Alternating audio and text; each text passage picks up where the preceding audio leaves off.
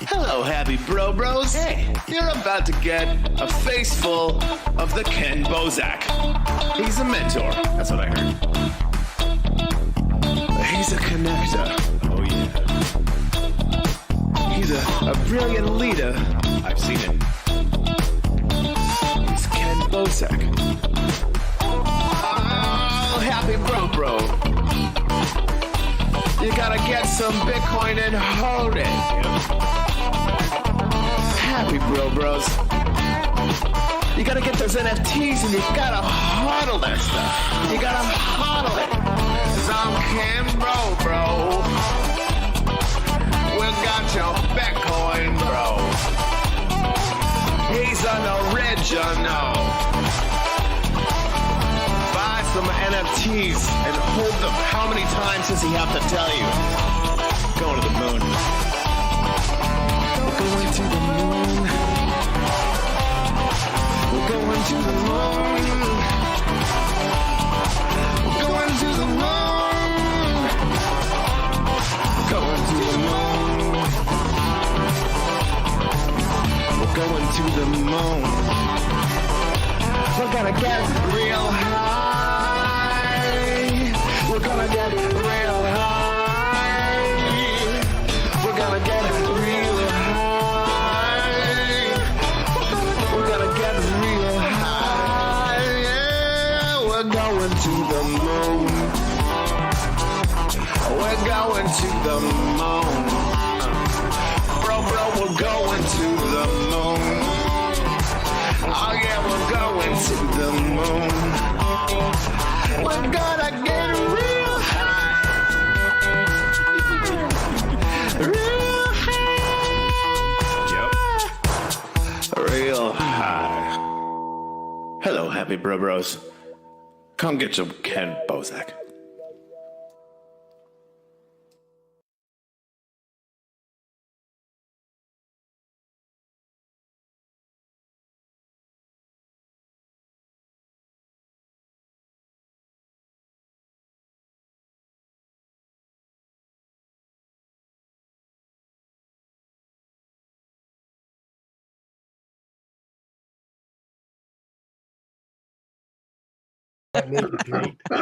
And we are live. Hey! Sorry for yelling. We're live. There we go. Morning. How goes it, bros? Thanks everybody for tuning in. Nicholas, how goes it? Slider, much appreciated. Tech Itch, how goes it? What up, Black Bunnies? Salt and Crypto, my bro. DNB, much love. And I wanted to start today off with congratulations to Smart Digital Payments. Mike, you fucking won the Golden Joint. Dude, super stoked. I burnt it. And now I'm staking Nifty blocks, or staking on Nifty blocks with all that wax. You're an OG staker in this space for sure. Like Yeah. one of the first I've known. I just got It's OG. without the visual, it's hard to tell. You know what I mean? If you need to give them time to like reply, if it's cutting up. sorry, He's dude. very solid. I'm afraid to get like I don't know. No, I just We wanted get- congrats I get pumped by and Mike. shout out to D&B runner up. Fucking it was a lot of man. fun trying to figure out how to get this done, and it was just happy everyone who played had fun, and dude, it's crazy that you won. Like I ain't gonna lie, I was rooting for D&B the whole damn time. But if anybody Yeah, deserved that dub, it was you. Yeah, I was pulling for them, and nothing against you, but you've called me out on this show and basically called me a bitch before, and then and I love you, but that's one reason I didn't vote for The you. fact that you still feel something about it means I was right. No. That's right. There you go. Well, The that's truth true cuts artist. deep. It's a true artist. It'll never leave. I'll always have the chip on my shoulder. But DMB also just very like, you're just always here. So I just felt kind of. But Yo, you're great. I don't want to ruin the excitement, but I'm pretty sure you could have unstaked or unbacked the wax from the NFT without burning it. I even consulted Miggy on the fact. I was like, I don't want to burn this Don't consult. because I love it. And he's like, burn it. That's what we made it for. So I just burnt it. That's what it was made for. Absolutely. That's why It's it's a made for joint. that. You can't. Yeah, I was gonna say, you ever like have a joint that you haven't burned for a while, it becomes useless.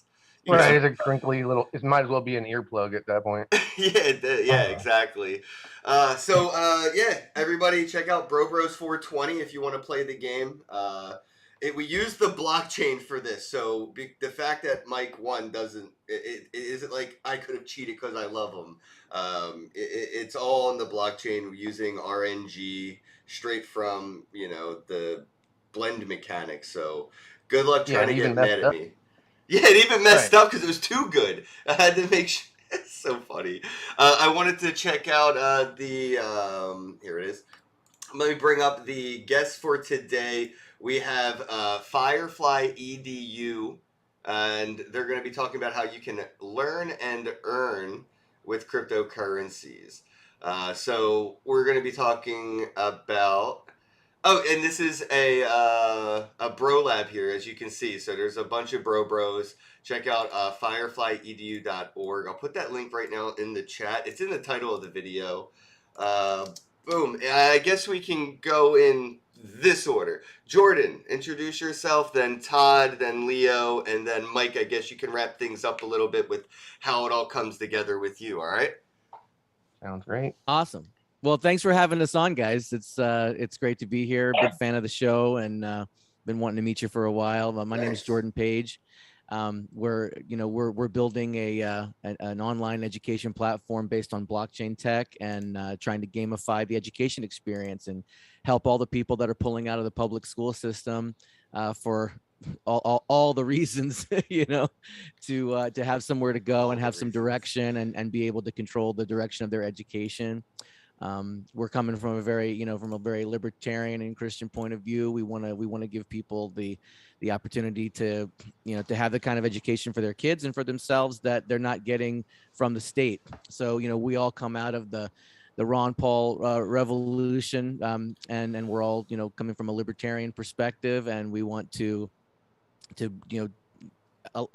allow the principles of freedom and liberty to be accessible all over the world, and connect homeschool groups, which are all fairly disconnected right now. And there's millions and millions of new homeschool students coming out every year, leaving the school system, and they don't know that they need direction, they need somewhere to go. And so we're trying to provide them with that structure and community.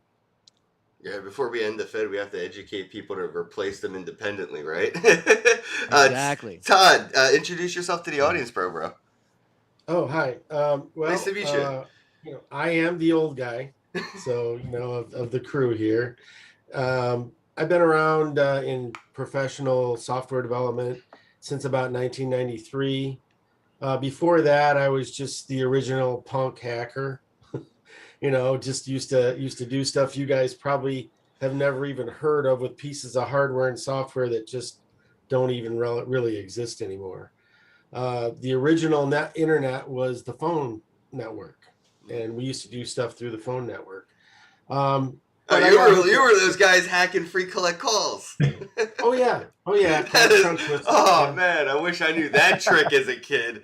That's right. It's hard to be cool with gray in your beard, but I guess I hear there's a thing, some girls have a kink for that. So just one little face tattoo, and that'll change everything. Right. But anyway, get Linux right under your eye, bro. Right. Yeah. Intense. I've got a lot of space here. I could use it in a lot of different ways, but the Viking tattoo thing I've considered too. The show is popping right now, yo. Or the Mike Tyson.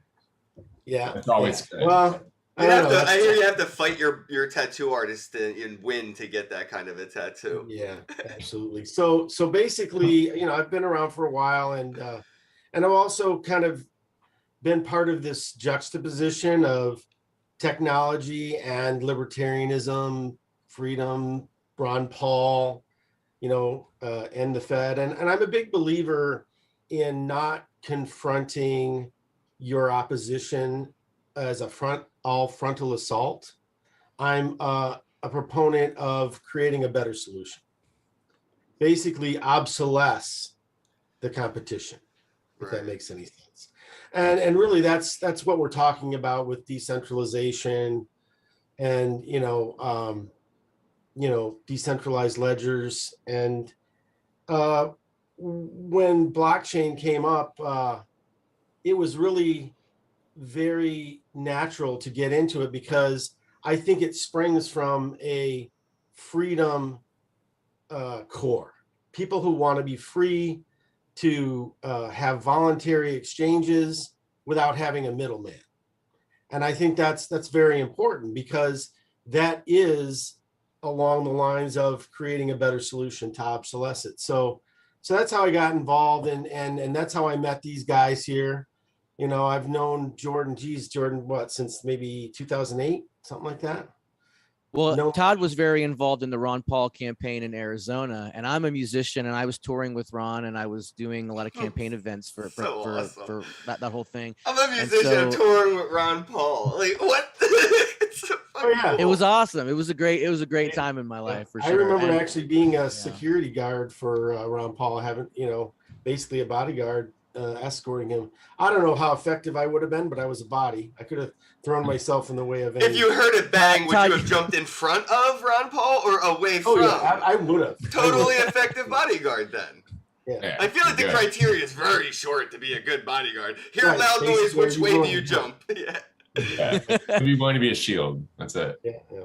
Todd is a formidable force. Don't let him fool you. He's an intimidating guy.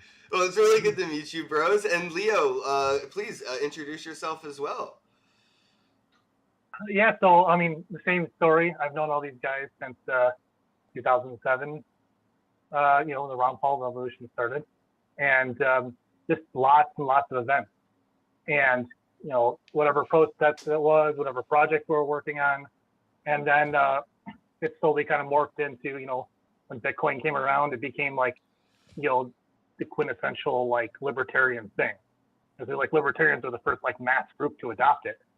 And all of us were early on that, buying like, 8 Bitcoin t-shirts and, those kind of things. Very expensive t-shirt. Yeah. So like we've been around the space for a long time and we were always trying to use it for this or that, just, for the counter economy. And basically a few years ago, we started doing a lot of actual development and trying to sell some of the tech.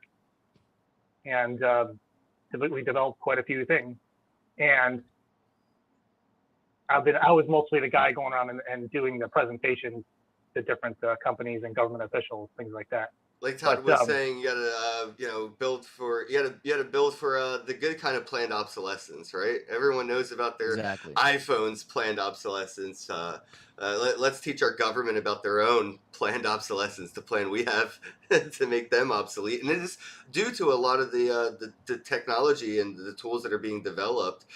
So I guess if anybody wants to jump in, start describing a little bit about what you have built and how people can, learn and earn on this platform. Sure. So I guess the way we would want to introduce it is that it's a member-based organization. Okay, so we're not here to replace the family homeschool dynamic. We're here to support it, right? So our plan is to put together the infrastructure for a blockchain-based curriculum hosting platform. We have video hosting. You have the ability to message the different groups that pop up all over the place, can be communicating with each other, competing on things, collaborating on projects and goals, and gamifying the education experience. So the platform will allow students to receive financial incentivization for mastering their subjects, not just for showing up and being part of it, but for actually excelling. There's a lot of data that we've collected over the last year and a half that shows that has a measurable impact on academic performance. Most kids in school, in the public school system, they're incentivized to get good grades, so for some promise of future payoff, right? It's just training, or just not to get hassled. Yeah, Christmas was usually the blackmail of the report card. Right, exactly. But in this situation, the students will be getting rewarded with cryptocurrency, the native token on our system, which then, if they master their subjects through an output-based education model, meaning test scores and results, project results, not just for like attendance. Okay. Now we have we've enlisted our friends at Meta Builders. So Mike Smart's on here with us today. I'm gonna have him talk about this in a little bit, but we've enlisted their help in integrating this into the metaverse component. And we've got a headquarters set up in the Uplift world, which is beautiful. It's super cool.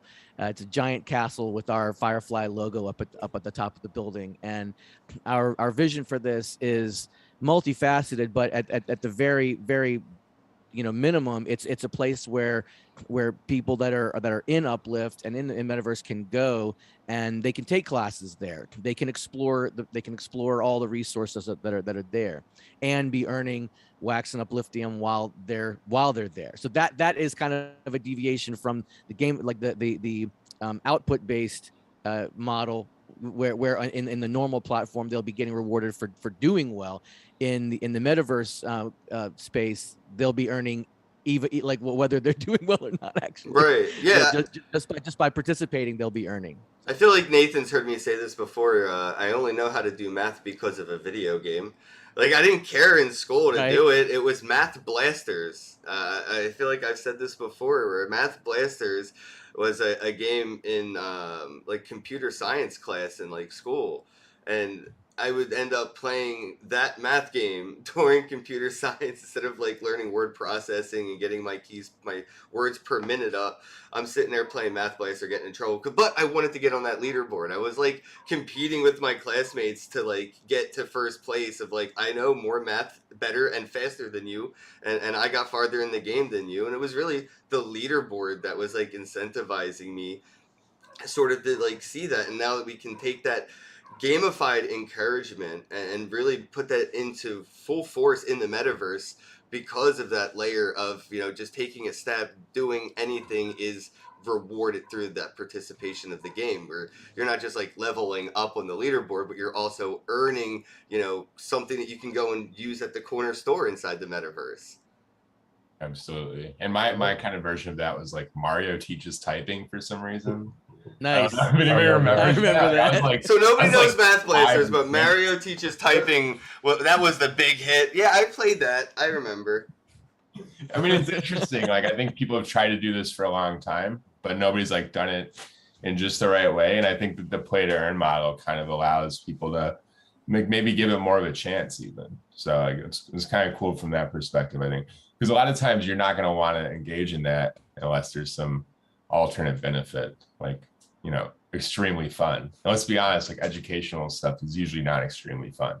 Right. So, unless it's Math Blasters, of course. Unless it's play to earn, it just Everyone's helps. going to go try to find this game later and play it. Watch, I'm telling you. Well, there's Math Munchers. I remember Math Yeah, we Munchers. just advertised the old game. Very funny now. Retro gaming education, man, and then applying it to now, I can see the benefits, especially when you're considering like the kids or people in general that can't go out and about or go to classes, whether it's due to the pandemic or physical health conditions or whatever. The demographic audience for this, I think, is not so much the everyday person who's going to be able to have fun and play around with it whenever they feel like, but the demographic is really the people that are kind of going to have no choice but to like kind of take the blue pill and stay in the matrix because they can't get out of bed because of medical conditions or living situations. So I think this is going to be an awesome facility for those people where you really couldn't go and get those social interactions at a school environment. Or walk around and just walk up to a stranger and ask them a question because you couldn't find the answer on the internet yourself, like because you're stuck in bed. But now you can go to the metaverse, not only play and earn, but you can also socialize. And I think that's going to be an amazing ripple effect of this. Is the people that really can't get out and socialize for whatever can now finally go out and socialize, and to them it's as much as going out as it is for any of us. Sure. Right. One another huge issue that you got to look at too with this type of platform is the course it cuts out on the important We lo- part. Oh, no. We Wow. lost you, Mike. We lost you. That's comedy gold right there. Perfect timing. You know what the key to comedy is? Timing. Timing. To put together their knowledge to create a course to make money on, and they don't have to worry about the school system. We only caught the beginning and the end of that, comes Mike. back like nothing happened. That was so dope. What happened? Your internet You cut cut out out. mid-sentence. You just damn. completely for like 30 seconds, and then you just came back talking like nothing happened. You were like, the most important part of this platform is, and then it was empty. Right, peace and quiet, because people don't have to sit in school. No, Right? the teachers, and the mass exodus of the teachers having to leave their place of work because of these mandates. And now, this platform provides a place for those teachers to go to create quality education and never have to worry about losing their job because of some forced mandate. Yeah, they're their own boss. Yeah. And another, content creators too. It And would- content creators could be coming from anywhere. They could be certified teachers who have courses that they teach. They could be non-certified teachers who are experts in the subject. But we'll have a governing board to kind of determine the quality of the curriculum, and we're going to be looking for content creators all over the place who will be rewarded also with crypto every time someone interacts with their curriculum. So if I'm a guitar player and I have a guitar masterclass that I put together. If I put this up on the platform and 1,000 people purchase it, that's income for me, but I could also do live stuff too, as well as pre-recorded. Teachers who are looking to exit the school system, like Mike was talking about, they have an outlet here where they could be teaching 30 kids live. They could be teaching 500 kids live. It just depends on the demand for that class. And one thing that we're seeing is that, like with homeschool families, because I'm a homeschool dad. I have 7 children, and we've been homeschooling for 10 years. Okay, when my oldest is 14, we started when he was 4, and one of the big problems that we didn't know what to do. We knew we wanted them out of school. We had my oldest when he was like 3. He was in a local like Catholic school. And he just thought the whole thing was nonsense. The whole school experience was nonsense. He didn't want to participate. And the teacher actually told me that I should be punishing him and spanking him for That'll make him love not it. participating in school. And I was like, okay, we're done. We're pulling him out of here. We're just going to figure this out. And my wife's an amazing woman. And we just got together and just figured out, like, this is what we're going to do. And we started with the unschooling model, where we had no structure. It was just like, what do you want to learn about today? And that was actually like a really amazing experience for my kids when they were younger, because it put them, it gave them the sense of being in charge of the direction of what they were learning. And they wanted to learn so much more. They were so much more self-directed learners than I ever was, because we were giving them the choices. What do you want to learn about? Then it got to a point where that was a little too chaotic as they got older. So we started giving them more structure and just filling in the gaps. But their love of learning continues even now. Like my kids are like crazy learners. They're always reading. They're always like, just, again, self-directed. But we didn't have any other homeschool families to bounce off of. It was very lonely. We were like an island. But when we would meet another homeschool family, they would give us the same story. We've been on our own for, years and years and years. And it would have been nice to have had other people to work with. And so one of the components of this is being able to connect people. So we have a franchisable model where you can franchise the name and the brand of Firefly anywhere in the world and just start a chapter. Like virtual charter schools. Exactly. And then each of these chapters, you're on the East Coast. Are you in Philly? You Philly area? I live in Miami now. Oh, you okay? So you started a chapter in Miami. I started a chapter up here in Spokane, Washington. Somebody else is starting a chapter in Namibia, and we're all talking to each other on different parts of the world. Maybe we're collaborating on the same project, Maybe we're sharing tips and supporting each other, you know, and so that's a very powerful tool for education. But specifically for homeschool families who are directing the course of their own education, sometimes you don't know where to go or what to do. God damn it. I can't wait for the PTA meetings in the fucking metaverse. Oh God. Right? Could you imagine? Think about PTA meetings in the metaverse and critical race theory arguments, and how do we and I love that we're talking about, like, you know, governance and structure and things, and one of these tools in the our, you know, box of tricks is a DAO. I feel like if we could figure out how to incorporate more participation in DAOs, that would solve a lot of the headbutting that would take place in those virtual PTA meetings. But yeah, man, until then, you know, I see a lot of. I mean, also, I guess it would be easier if you don't want to send, you know, if you don't want your kids learning one thing in one virtual classroom, send them to another virtual classroom. It's a lot easier than getting them a bus route 3 towns over to go to the school you want them to go to. Right. Well, you also you're dealing with the public school system. You're dealing with a pervasive, overarching kind of nefarious agenda that's going on all the time. It used to be much more subtle than it is now. Now it's like right on the open. There's a lot of weird stuff being taught to especially little kids in the public school system, and parents are just yanking their kids out because they don't want them exposed to that. You know, parents are last year they were literally being called terrorists for standing up at school board meetings and demanding that this like weird like perverse pedo education they're trying to push on the kids, you know, is wrong. They're being arrested and hauled off to jail for speaking out. So like, now the state is sort of backtracking on that. And, well, the pandemic sure helped because you know, they became what was that word they were calling those people that were allowed to drive around when nobody else was allowed to because of their essential workers. Essential workers. Yeah, that changed everything in that conversation when they became heroes because they were essential workers. And that a lot of conversations narrative changed right during the pandemic. Hashtag freedom for Hong Kong, that disappeared, still hasn't made a comeback. All those people are fucking dead. Well, that news cycle ended, man. Yeah, you know, the news cycle ended. Yep. You can't even find anything about COVID anymore. It's all about Russia and Ukraine. It's like, where did COVID go? Where did the bottom of the news barrel? That's where it went. Exactly. It works a lot like marketing. So it's like, I mean, well, that is what it is, because you have people buying and selling ads from these large, like, you know, telecom companies. And I don't know. I mean, if you really dig deeper, it's pretty bad. I don't blame you guys for trying to find another path forward.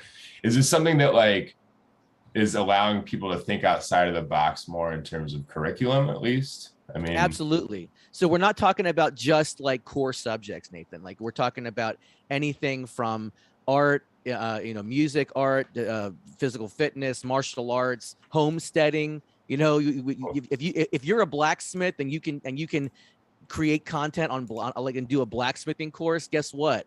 It's going up. You know what I mean? And being stored on IPFS, you know, the data is encrypted and can't be taken down. And that's another component to this. Like myself, I have been completely like censored online. I like, because of who I am and the things that I've talked about. Just common sense stuff, not like really super wild stuff. Just common sense stuff. But I've been like shadow banned on a number of platforms, and they've taken all my content down, and that's been very challenging, especially as an artist. You know, like trying to connect with your fans and with people, and trying to, you know, continue to build a fan base. It's very difficult. Yeah. And so we want to have a place where big tech and Google and all of the powers that should not be can't influence that. Kind of a, you know, just like and again, a membership based organization.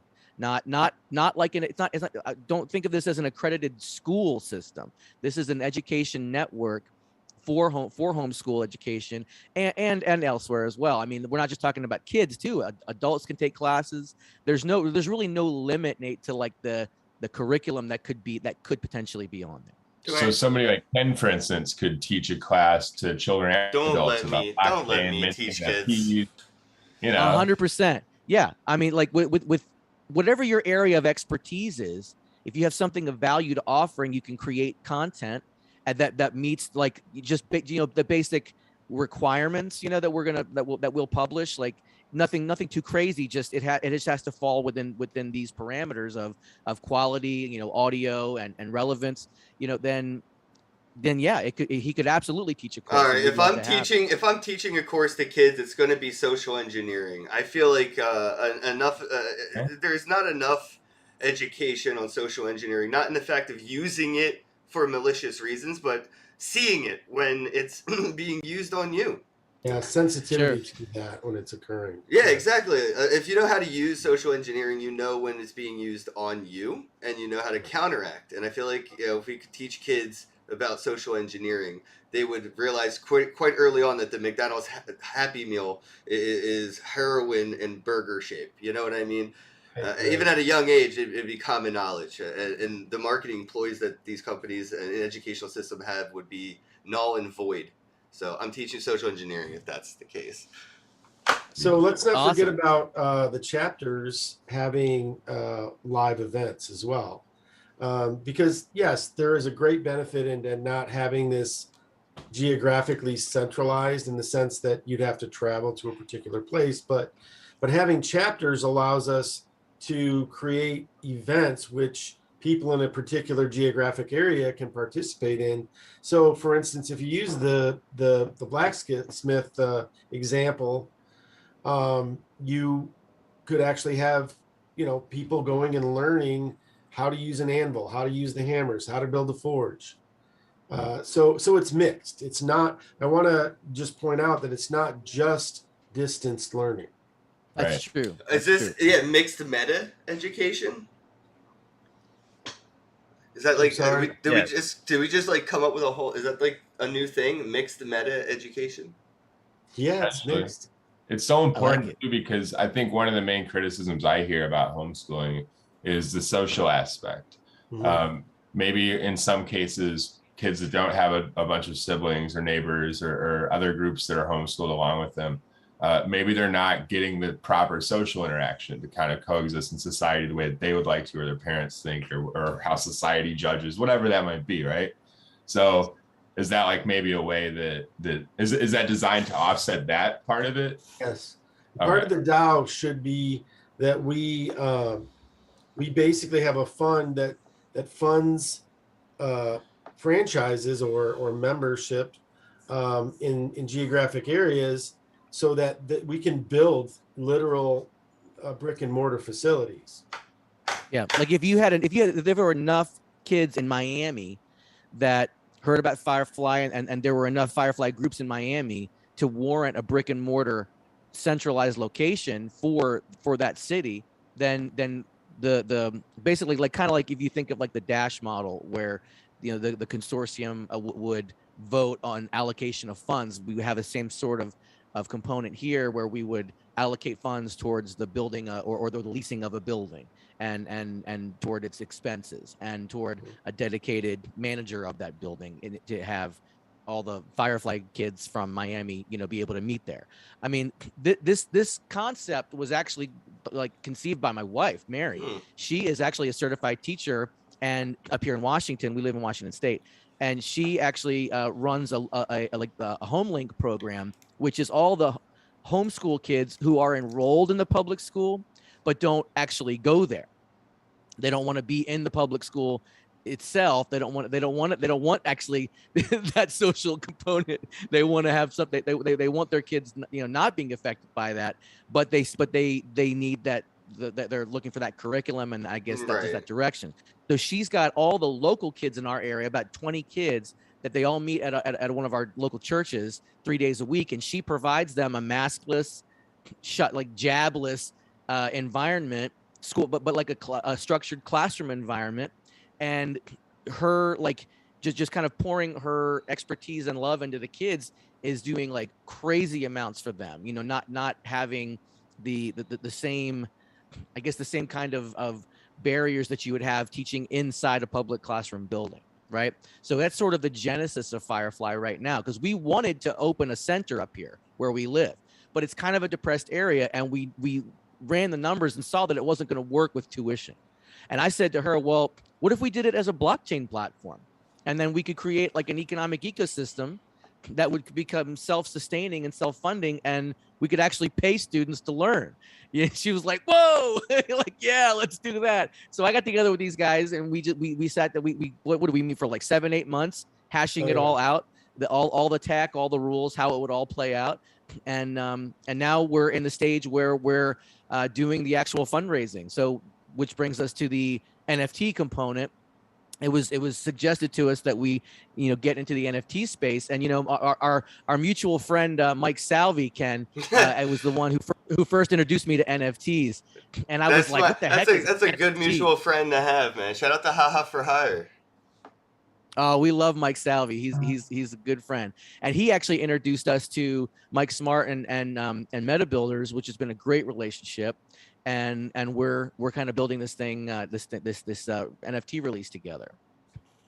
All right. Miggy introduced me and Mike Salvi, so there's a. Oh, Miggy's in the chat. Tornado. Miggy, how goes it, bro? Thanks for stopping by. I'm gonna say. So I wanted to touch on the NFT stuff and how that, how you plan on incorporating that into the structure. Is there going to be like NFT report cards or something, or what's happening? That's a great idea. How am I going to throw away that for my You want mom? to talk a little bit about use cases, or do you want to talk more about the tech? Because they're intertwined a little bit, but I think I can handle some of the use cases. So the idea is that Firefly is a member-based organization. So the first component of that will be that you will need to own an NFT in order to participate. That will be your entree to the Firefly universe. So I have developed what I think, I haven't seen any thing that compares to it, what I think is a unique proposition, which is what I call a multi-dimensional NFT. I know that kind of sounds freaky. You're like, oh, what is it, a portal or something? I guess virtually that's true. But the concept of a multi-dimensional NFT attaches more to what you would normally see as the content. So if it was a piece of artwork or something, we call that the album cover. So that's the album cover. But we, as a multi-dimensional NFT, will have more content that represents the album, if that makes sense. So we can basically make a microcosm inside the NFT. And that's what I've been working on the last couple months, perfecting and, thinking about how the multidimensional capabilities could be used. And I've come up with some pretty interesting things. That's fucking awesome. I mean, there are anything from literal, using my same analogy of an album cover and an album, literally having the songs of that album contained in the NFT. Because of the way IPFS works, that would be there forever, and you'd be able to, access it. And in some cases, you may have components which interact with things like the Uplift world. Basically, you're using it as a ticket to get to a particular event or a place within the Uplift universe. And then you have the idea of encrypted content, which can also be manipulated to be activated at the right time. So basically it can be stored forever on IPFS, but it is utterly encrypted, and only the owner of the NFT will be able to unlock that content. Are they going to be non-transferable NFTs, or will they be able to be? They're all transferable. So you could even see these on the secondary market. Oh, absolutely. Absolutely. Hey, As a matter of fact, that's a planned component. There will be a secondary market. Okay. Sorry, go ahead, Leo. Sorry. Dad, what Todd was saying is we were actually brainstorming a while back, and he's talking about the encrypted component. You can encrypt like the actual content for Firefly on IPFS. So you're creating basically censorship free. Like, like YouTube, they'll take it down. Vimeo, they take it down. This way, the content on Firefly can be encrypted and accessed only through the NFT. Well, I mean, IPFS itself is sort of a defense against that because conceivably, whatever you put up there, whatever content you put up there is permanent. However, there are times when you want, what do you want? Limited access to the content, especially in adult multidimensional situation. I can think of all kinds of uses for these kinds of things. For instance, you could have a situation where you had an NFT which contains your medical data, and that NFT you probably wouldn't have a reason to sell it or whatever. So that would change the social component of that. But the idea would be, as a multidimensional thing, it could be your medical record that contained all of your stuff about your medical history. Yeah, and Or instead it could of have your, selling my have your transcripts on it. right, but instead of selling that, I could sell the ability to look inside and see Correct. that data. And that Yep. interfaces with the previous technology that I've been developing over many years, which is another project called EgoSum. EgoSum is basically that, what you just described. Yeah, The I mean, idea that you Data could have sharing. records that were there forever, encrypted only to you, and you could give, let's say, some platform or someone who wanted to market to that demographic access to a limited amount of your data. yeah, that's perfect. Exactly what we can do with NFTs. Yeah. Yeah. Whom- Medical things can be huge for NFTs in general, because just data collection, you have to ensure provenance of like all kind of items, make sure that like things like purity standards are met, contamination, there's all kind of areas. Even if you look at like implants, like pacemakers and all these different things, like whoever kind of figures out like a way to really connect to the medical industry with this stuff is going to be a billionaire. and Zombie change the 3D in world. the chat wants to know who's going to be hosting the IPFS server, because if you don't host your own IPFS, the Right. content can be booted off Sure. the system. Yeah, but you Sure. can always find the hash and run your own node from that previous Absolutely. IPFS, so you can bring it back to Absolutely. life on your own reconnaissance. So, like, yes, if you're using Pinata Cloud, for an IPFS server, if they do decide to if they get like a cease and desist, or it's whatever, they get rid of the content for political reasons or whatever, you can always find that hash and run a server pulling from that data, and you'd still be, they don't delete it, they just stop you from viewing it from their end. Right. Mhm. Right. They're just another access point. Right. So, you can become your yeah, own yeah. access point if they ever just drop you. And so it's kind of like you have a lifeboat, you don't have to live in it. Mhm.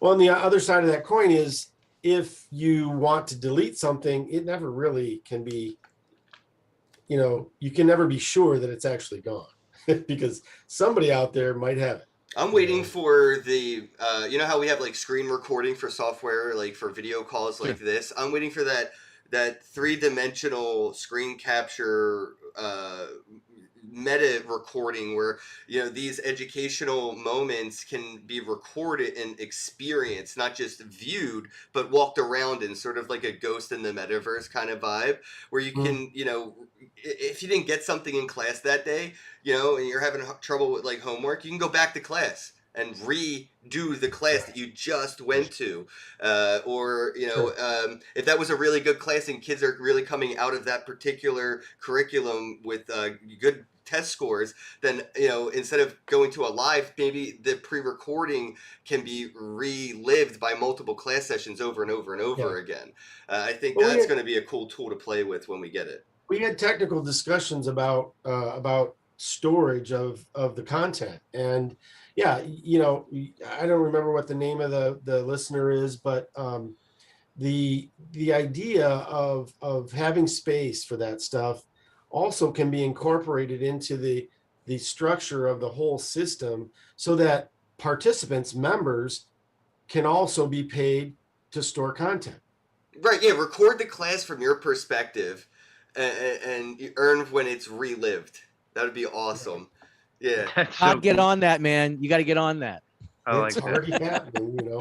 And I'm only, only capable of so much at a time. Yeah, but who would pay attention? Like, who would watch? Who would relive somebody's experience in a classroom if they're just like fiddling with something on their desk? You would want to relive it from somebody who's actually paying attention, taking notes. So when Mhm. you're in that virtual body, when when they look at their desk, they're looking at the notes they took or whatever, and you're really getting a good student's perspective on that class. And Right. yeah, that would be an awesome way to kind of also like that leaderboard in Math Blasters too, right? Like you would want to be like the student most people would want a perspective through, because there could be a leaderboard. You can earn it, right? Yeah. And if you're taking notes or you're doing whatever, that content can still be stored as well.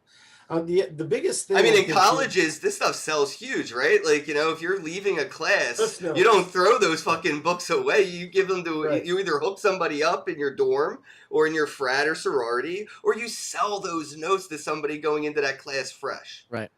Yep, you got Right, it. for where sure. you can track psychological issues or learning disabilities through this type of platform Oh, as well. wow. How cool would that be to catch like dyslexia from an early age, from just perspective? Like, that would be, Right, you're like right. why is That's this person awesome. suffering? The potential for AI Right, yeah. to Why are they suffering analyze so that. hard in class? Yeah, why go are through they their learning fiddling with experience something and on see their what they desk did. so much and not paying attention? You're right, dude. That's a really interesting perspective too, man. I think the bigger picture here, though, to look at is that every member of Firefly becomes a potential node, and that just reinforces the decentralized nature of it. I wanted to jump into the NFTs real quick because I want to make sure people know where they can grab them. It is fireflyedu.org/NFT. And what are like the sales going to be like? The prices? Is there a mint limit? Is there a membership limit? Things to that effect. Like, what information should people know about these NFTs? Well, starting out, we're looking at a 10,000 NFT limit for this mint. Okay. And we have there are gonna be different tiers of rewards with the different NFTs. We are still kind of in the development phase of this. I mean, maybe Mike could chat with a little bit about this with us. Well, we are basically in the development phase because of the fact that Todd has so much innovation built into his capabilities, and we're trying not to just drop some art and say, hey, look, buy this so we can build some shit. We're trying to provide value for the first set of NFTs, and we don't want to put too much effort into developing the course material before the people who are developing the course material can get paid. So that's kind of where we're at with that. So there's lots of more discussion to be had, but that's why we're here, to try to get the feel of what the community would desire as a value proposition for a first series launch of something like this, to get involved, but not necessarily put everybody out of house and home trying to develop something worth value on the front end. You know what I mean? Right. And well, like Todd said, it's kind of a multi-dimensional NFT, right? So you have the album art, which is already the NFT alone. If you love the art, grab it. But then inside that could be all these functionalities inside the world and products and tools you're building. So I mean, I feel like maybe the art could be enough for some. You may see people buy it just because they want the art, and they may actually never look inside or use that NFT. Or some people may never really look at the art and just play around with whatever it can do inside or whatever. So I think with NFTs, even with like mint numbers, some people just like to buy mint number 69 of everything that comes out. So you may just have that kind of effect as well. I love what NFTs can really, show us when it comes to community support. You'll get it from all angles. People that want to utilize it, people that could care less. They just like whatever it looks like, and they're like, oh, cool, it goes to charity. Who cares if I'm recycling or not? I just like the way this tastes. You know what I mean? Right. So it's gonna be fun to see like all that interaction with the and NFTs. Are you guys playing around with any other blockchains, or is this like, I heard you mention like Meta Builders, which obviously uses Uplift, which focuses on Wax, but have you considered anything like participating with drops on Ethereum or other marketplaces? Yes. We're looking at Ethereum and Solana right now. Okay, cool. I'm happy I asked. What differences would you utilize those blockchains for outside of what you're utilizing for the one Well, you're what I'm exploring is, some of the capabilities to do recombinant stuff and some of the features that are available on one platform versus another. But I mean, there is such a rich, catalog of things. It's hard to even look at it thoroughly and realize what can be done with a particular feature. So I don't have any specifics right now. It's more in the research in terms of looking at other platforms, other blockchains. Gotcha. I would say maybe a potential just to kick around during a team chat next time off air. Mull over the utilizing a bridge for those 10,000, and if you take that bridge over from Wax to Ethereum, maybe if you get a plot in Decentraland, now you can attend university at Decentraland if you port that Wax NFT over to Ethereum. Now it has that, that real dimensional NFT because it's not just limited to one blockchain utility. It could have utility in Decentraland. If I just take my Wax membership for Firefly EDU over to Ethereum, maybe there's a Decentraland building I can get inside. Sure. I mean, absolutely. Right, We don't and want to limit. that's the whole idea behind the. Oh, go ahead. Sorry, we just don't want Yeah, to. no, that's the whole idea behind the meta builders. Is that like with Firefly, I look at it like a franchise, and they can utilize each individual virtual space or metaverse to present themselves, because interoperability is where we're all headed. We're just building. The reason why we started in the Uplift world is because that's where the community is that we have the most involvement with. And so it only makes sense to start there. There's already an earning mechanism in place. Right. And, Right. So, but the grand vision is there is no cap, no limits to the amount of virtual spaces that they're seeking to be involved with. All right, it looks like we lost Nathan. He had to hop out into another meeting. So love is the answer. Nathan had to run. I forgot. I definitely was about to say something right before he left too, but then it stole my train of thought. I hate when that happens. Oh, here we go. I got it. Yeah. Todd probably will look at this like a square peg, round hole.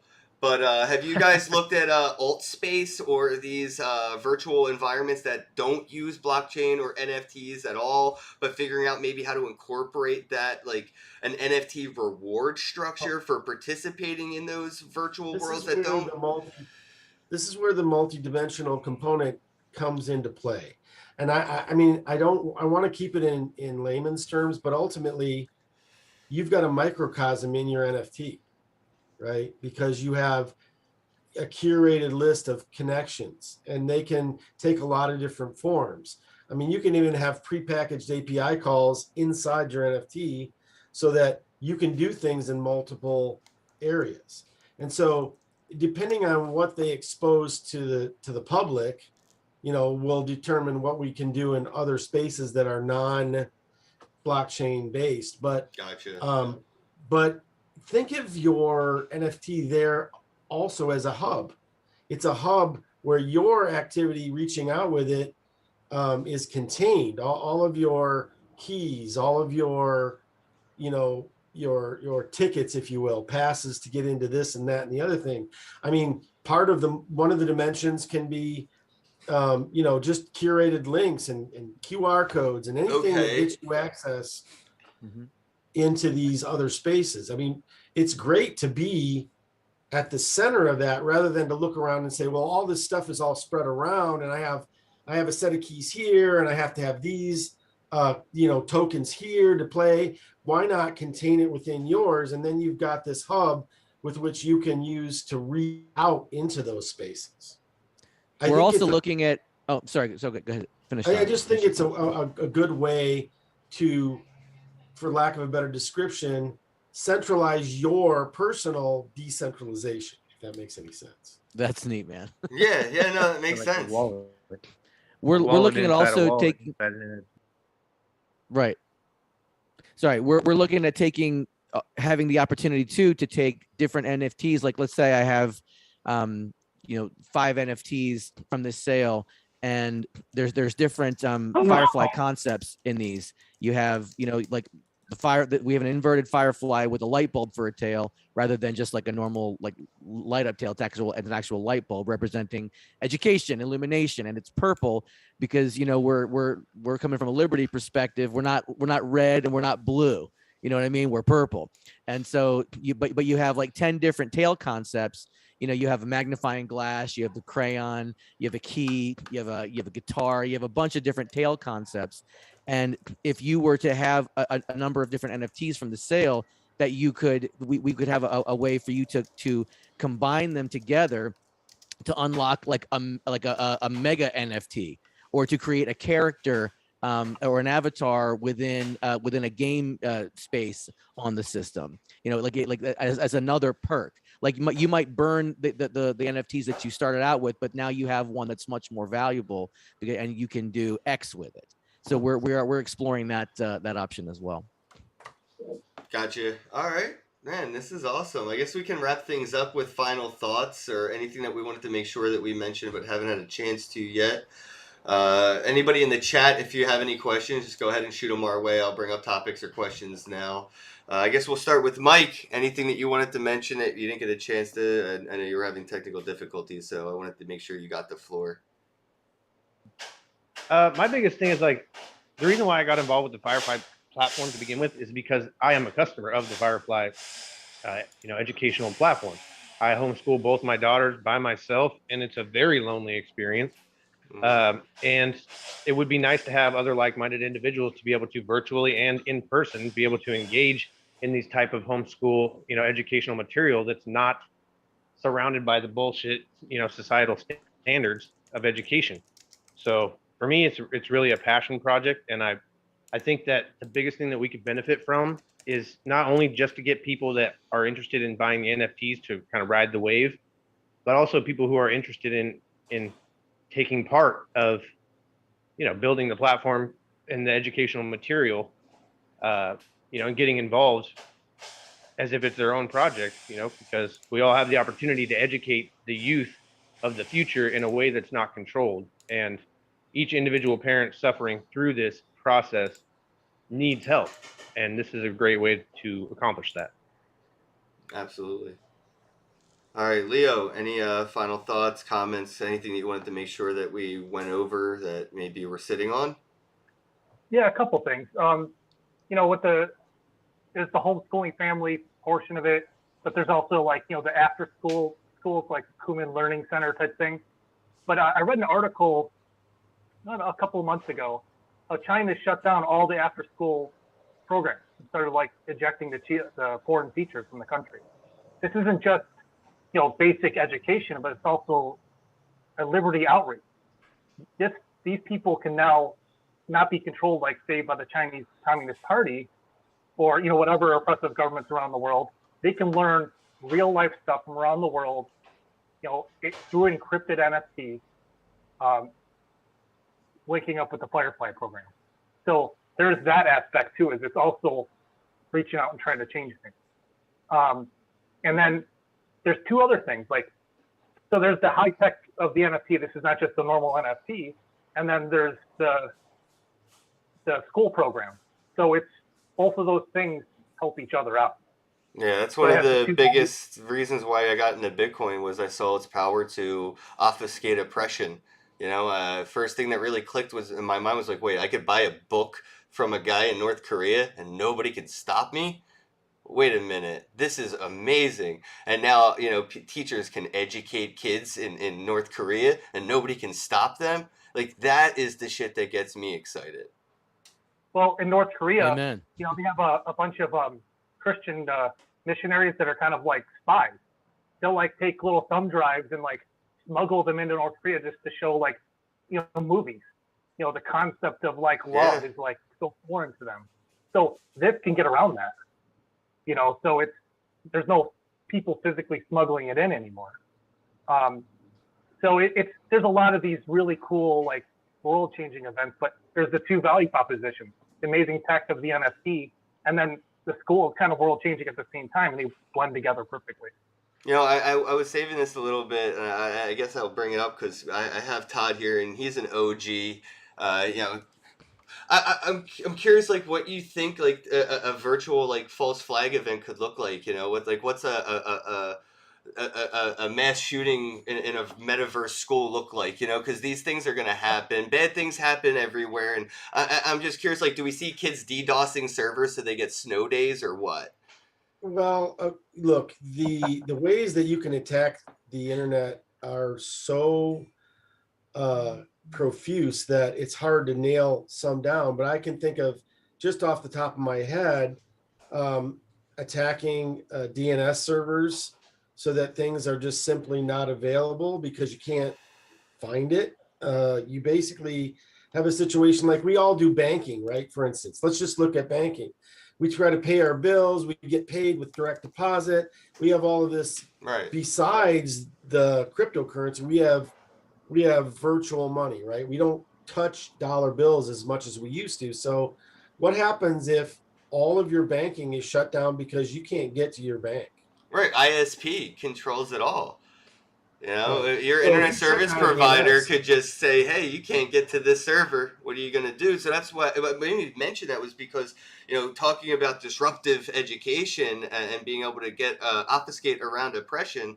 There are, when you think of, like, you know, pissing off a government, they do have means to try and censor even things that are uncensorable. they're going to try. Yeah. But you know, there are even IPFS based DNS, so you can do what you need to do, but I guess the technology isn't pervasive enough for people to do it naturally. So your question was, well, what does an attack, cyber attack, look like? Yeah, it's any number of things. In 2003, I was in a suburb of Detroit, and I don't know if any of you remember it. I think it was probably August, something like that. The entire eastern seaboard went down um, because there was a power problem in the power grid, right? And it reached all the way to Detroit in the suburb I lived in. I had a generator. My son was a little baby, and the thing that bothered me the most was there are all of these unforeseen consequences to that, because people couldn't even get gasoline. The reason they couldn't get gasoline was because all of the pumps ran on electricity and there were no backups. Mm. So that would be the problem. There are all of these other small little areas within our culture and within our systems that have a cascading effect. And so taking down a power grid, caused a lot of problems that people didn't think about. Yeah, And I think I've been thinking about it. I actually was checking out internet security stocks and baskets of internet security stocks, and whoo boy, internet security. That's the next industry wave right there, ladies and gentlemen. If you're looking at, like, what's the next Bitcoin? The next Bitcoin is whatever the next McAfee is, or Norton, whatever that next internet security is. That's the next Bitcoin, because Bitcoin sure as hell needs better internet security. So does the metaverse, man. And that's why I was like, wow, could you, like, what happens when 4chan decides to start playing with all of this and ruin it for everybody? You know what I mean? Yeah, I don't know. I mean, I think the real security in anything is to sort of instinctively move away from centralization. And that's why a decentralized world is a safer world. Yeah, decentralized franchise is even friggin' safe. Like, could you, imagine, like, whatever, this school, whatever server is having a thing, just go to the other, it's right, just one other click away. Right. A solution is one other click away. It'd be too many systems that trigger it automatically, so it's even seamless. Right, exactly. See what I mean? Yeah, so, like, it would be counterproductive, just like, hacking Bitcoin, counterproductive. I guess, Jordan, anything that you wanted to mention before we wrap it up? We just want people to check out the website, fireflyedu.org, and click on the links to the Discord and just join our Discord and start asking us questions and giving us suggestions and ideas for how we could improve the concept and to follow our progress with the NFT release. So fireflyedu.org. All right, bros, you check it out. Let me know what you think in the comments below.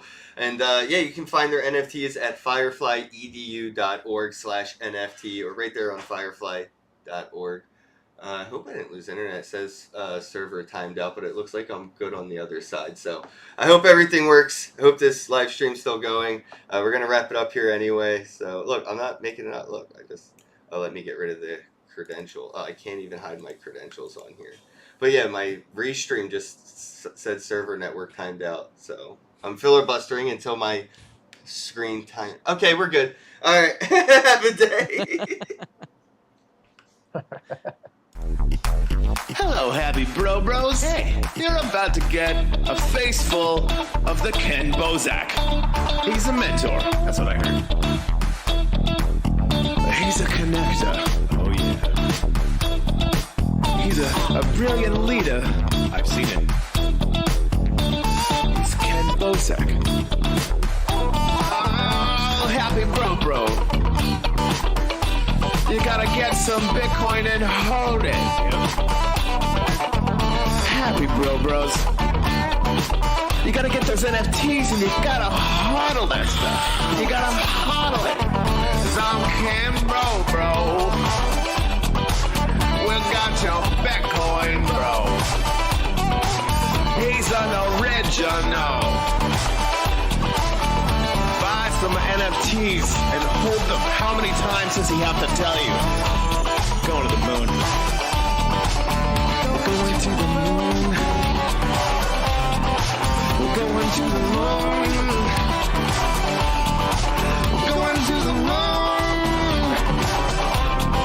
Going to the moon. We're going to the moon. We're gonna get real high. We're gonna get real high. We're gonna get real high. We're gonna get real high. Yeah, we're going to the moon. We're going to the moon. Bro, we're going to the moon. Oh yeah, we're going to the moon. We're gonna get real high. Real high. Yep. Real high. Hello, happy bros. Come get some Kenn Bosak.